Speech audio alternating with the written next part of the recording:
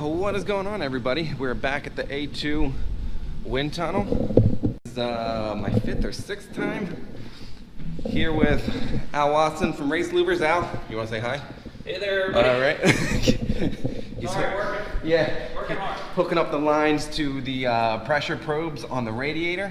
And what we did was we put pressure probes, I think you might be able to see it, on the front and rear of the oil cooler. So that way we can kind of see the pressure drop across them with some stuff as well. So that'll be cool. But yeah, here we go. GT350 wind tunnel video coming up.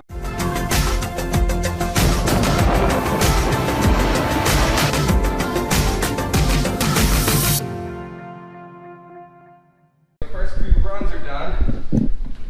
Run 1 was what? Blanked. Run 2, we now will know what a stock vent does. Run 3, we're just going to put a little gurney in front of the vent and see what we get out of it. That's crazy.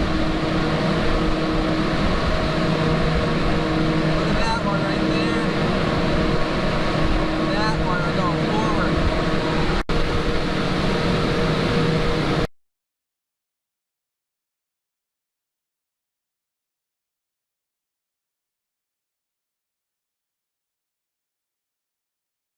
All right, so we're running through our test. We got another hood here. Here's the OEM hood. As you saw, we kind of tried some like gurney options in front of it. Just got done running the Race Louvers, as you can see. And what are we doing? We're getting ready for grill tape, because with the increased cooling. Right, so what we're going to do is, in an original form, we're using the Louvers for cooling. Yep. But supposedly you had a car that didn't have a cooling problem and you're buying the Louvers for downforce. So we can tape up the grill opening a little bit to bring the cooling back down the factory. And then see how the downforce changes. Gotcha. All right, so what we're doing now, you can see how the factory coolant bottle is like right here. So we're gonna be pulling that out along with the intake tube just to see kind of what we get.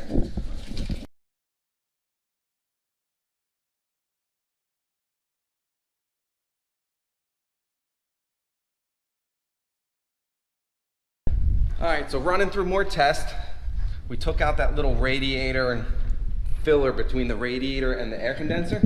What we're gonna do now, everybody knows about these little air curtains right here.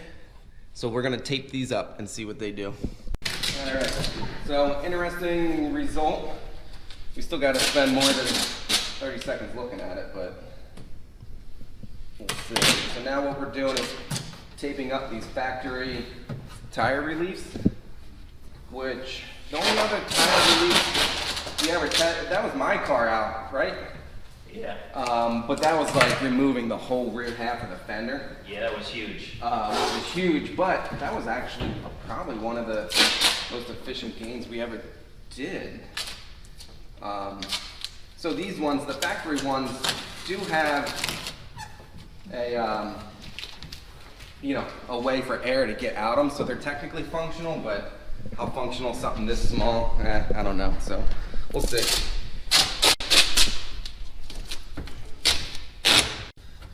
Well, you see, if I taped it smoother, we would have less separation.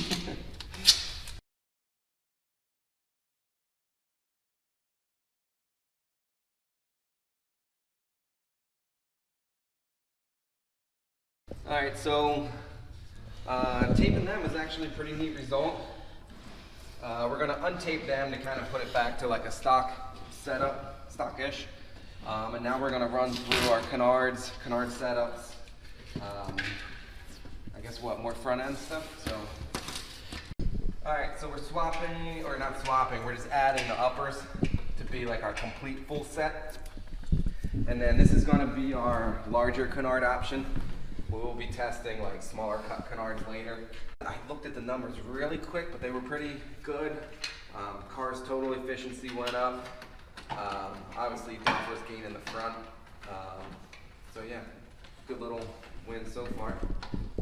Oh, and coolant. The pressure probe, the oil cooler. We looked at it real quick. The oil cooler got a little bit better. The rev was like 0. Yeah. Okay. So you know, side slight side benefit, slightly better oil, and then the transcoolers on this side, you know, so a little bit of a side benefit.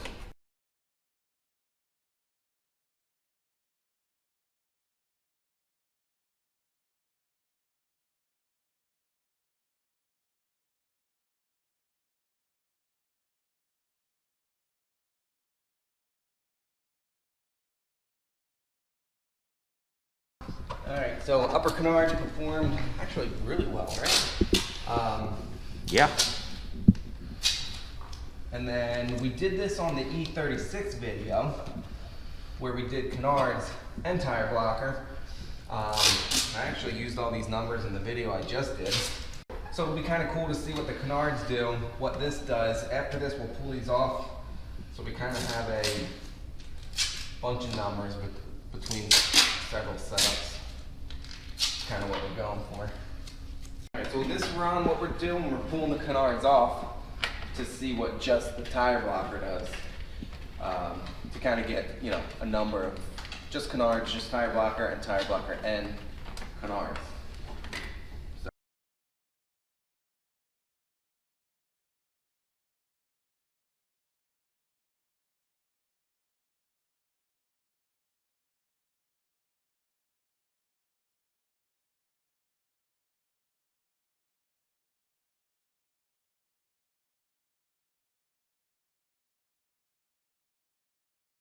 So we pulled the tire blockers off, and now we're running our small cut canards. So that way we can get a good comparison between our larger canards and smaller ones.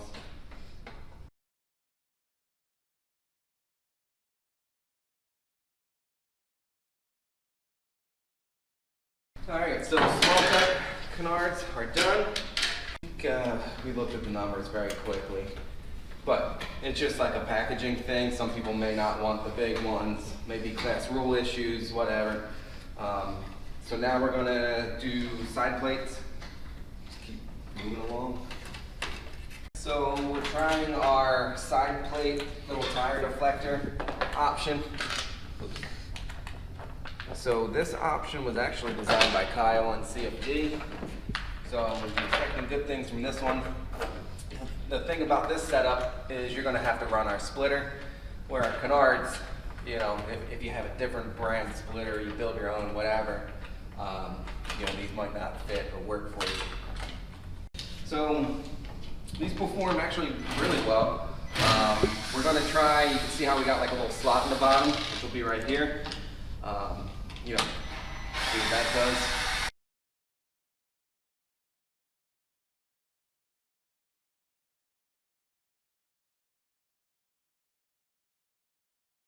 Did you shave today? Let's see. I did not. Oh. You know, it's funny, I was telling Kelly, I was like, I gotta shave. She's like, oh, you get pretty for Al. But I forgot to shave, so now she can't bust my balls. Alright, so this run, we're putting the upper canard with these.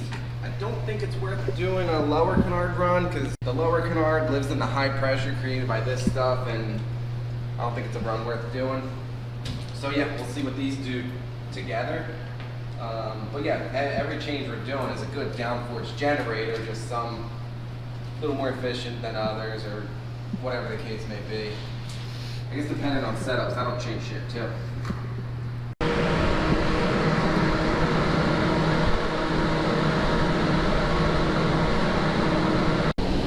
Alright, so we're going to be putting our splitter biscuits on it, because that's something I've always wondered. They're so small, I think the effect is almost immeasurable. So now we'll know for sure.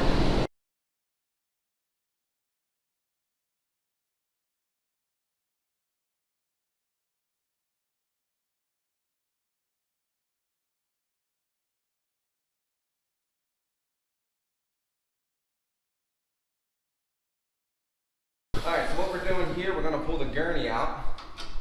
This wing, even though we got a good amount of stuff on the front, it is our smaller splitter package.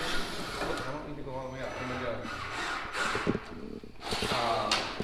It's our smaller splitter package, so we figured this wing would be a little bit you know, borderline. Right, we can do this on Dave's, remember? Yeah. So we're gonna pull the gurney out, which is one of the nice options of the gurney channel. And where we're at right now, we were expecting to actually be pretty close. Yeah, so we actually got almost perfect balance with this setup as is. So what we're gonna do now is do a run with no wing, so that way we can see how much lift the wing is canceling out created by the rear to get like a total downforce. Then we're gonna move to our smaller wings, which would be, if you didn't have canards or some extra stuff in the front, you know, get some good balance with that. All right, so we found out how much rear lift we have.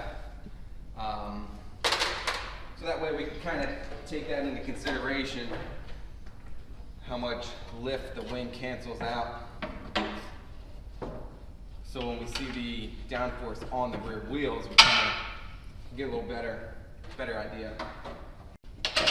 So now what we're doing is swapping to the smallest wing we make, our Apex 8, which is an 8-inch cord. And then this wing can be upgraded with the flap option to turn it into a dual element. But with the front Aero we have, we're not going to be testing that today. Alright, so what we're doing now is we made these little brackets to set this wing back. Effectively what we want to do is make the trailing edge of this wing equal to the fulcrum. You know, in the kit form, these uprights, I'll just reshape these uprights with this wing element. But we know that when we move the wing back, we get a better leverage ratio, which will give us a little more downforce, but shouldn't really give us more drag since the wing should be at the same angle. So yeah, just going to be testing that out with this wing setback.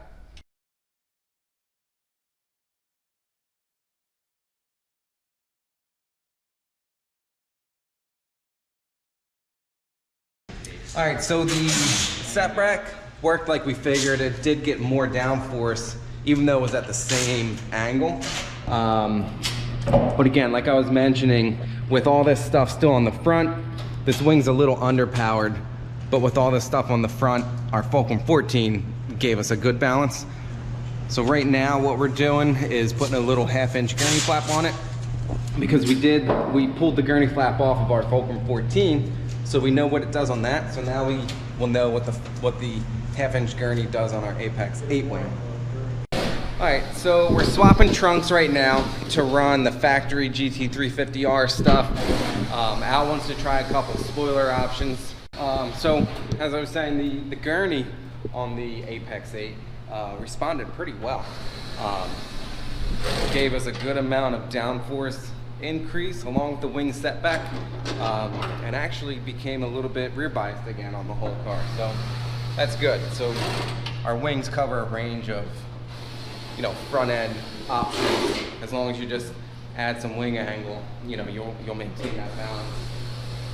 What's going to be better, the spoiler or the GT350 wing? You know what? With how that little spoiler worked, I don't know right now. But I think you're right. Since the airflow is completely attached on the glass of this car, it's getting free stream air. But on a notchback like mine, the air is all detached, so the spoiler would have to be much higher to get into that free stream air. Oh, so you got the spoiler on there still? What do you mean?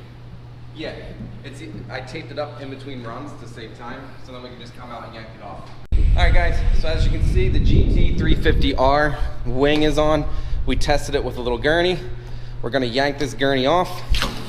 All right, so no more gurney, so now we'll be able to know what this GT350R wing does on these.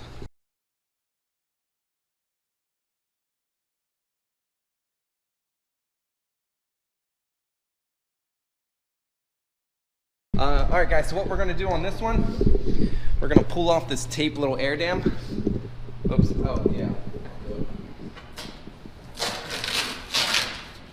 Because technically the gap right here is sealed where the splitter bolts to the under tray. So I'm kind of curious if, you know, how much air might slip around or not. If there's practically zero difference, you know, we'd be able to offer the splitter kit. I have to cut myself on the splitter. You know, without an air dam.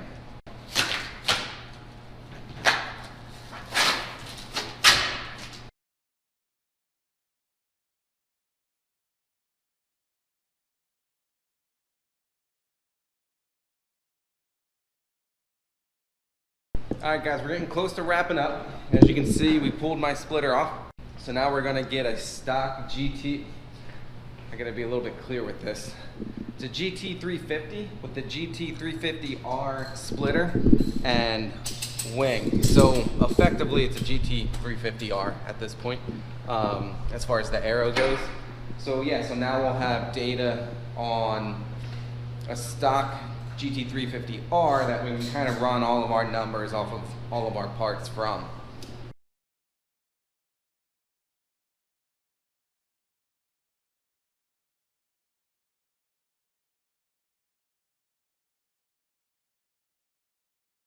Alright, so you can see that we took the splitter off, did a run in factory GT350R trim, but what we're doing now is putting the canards back on, because we did a run earlier today of the small cut canards with our splitter. Now we're doing small cut canards with a factory splitter to see how much of a difference the interaction is between the canards with a factory splitter and our splitter, and get that data point so we can kind of come up with a balanced package again if you kind of just want a smaller cut option. Alright guys, reached the end of the day here. But yeah, so that run, the difference in canards, it was a couple pounds, but dealing with a stock front end, that few pounds is actually a decent percentage. So yeah, you know, another good data point to have. Obviously we did 38 runs today. I think I gotta double check. But yeah, tons of runs, tons of data. We're gonna hurry up and wrap up and get out of here.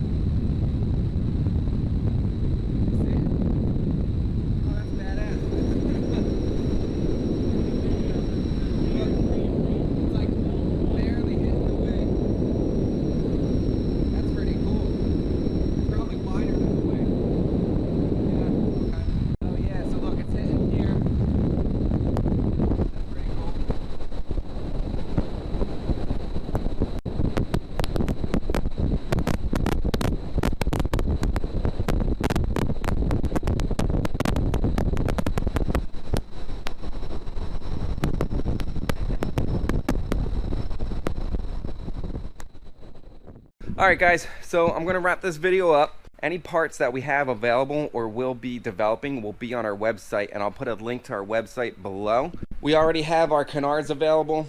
This is the last run we did was we're going to call these our low drag canards because they're a little bit smaller. And you know, here's our full size canards. You know, we put some numbers of the video on this. And which brings me to that point, if you watched all of our other wind tunnel videos, I'll put a link below to our wind tunnel playlist if you want to see, like, we took my race car. This is my 6th time there was with this car, so, you know, other wind tunnel videos. If you watch those, you'll notice, like, I don't really give out too many numbers because any car that went was already sort of like a race car, so the starting point was a little bit different than like a stock car. But on this car, for example, it's a GT350 with the R splitter and R wing, and that's it. So our baseline number, we can kind of run everything off of that. So I hope that kind of makes sense. We're going to be making like complete like kits where we kind of package like a good balanced setup together. We also have numbers. We did 38 runs, so we have a ton of different numbers with like front end setups, wing angles, all that stuff to kind of get you right in that ballpark, so that way you maintain like an aero balance. The car won't be, you know, one way or the other. Some quick things to go over. Our wing kits are available. We had our the last run we did was with the wings was the Apex 8 with a little gurney. You can see it's just duct taped on. These brackets set the wing back to be equal to our Fulcrum 14, because most classes, like I mentioned, have like a wing setback rule to kind of make a little more apples to apples run. So if you get the Apex 8, it obviously won't have these brackets. That was just to save time in the wind tunnel. The uprights will just come a little bit more straight up and over. What else do I want to mention? Oh, the splitter. So this is going to be like our version 1 splitter. When this bolts up to the car, it gives you a 5-inch forward offset.